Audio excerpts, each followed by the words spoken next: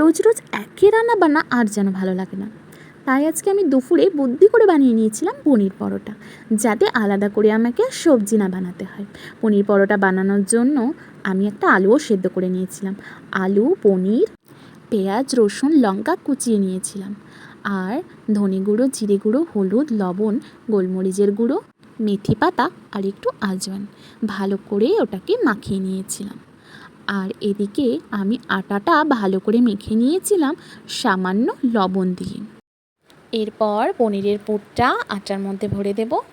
ভালো করে মুখটাকে আটকিয়ে নেব, যাতে বাইরে পনির বেরিয়ে না আসে।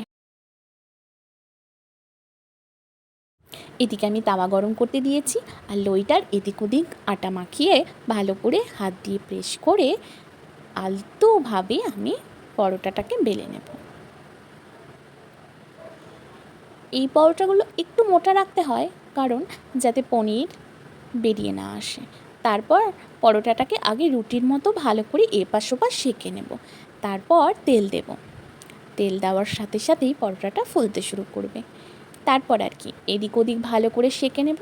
যখন লাল লাল হয়ে যাবে আমি তখন পরোটাটা তুলে নেব। একবার ট্রাই করে দেখতে পারেন, খেতে কিন্তু অসাধারণ হয়েছিল। আর আজকের লাঞ্চটাও আমাদের দারুণ হয়েছিল।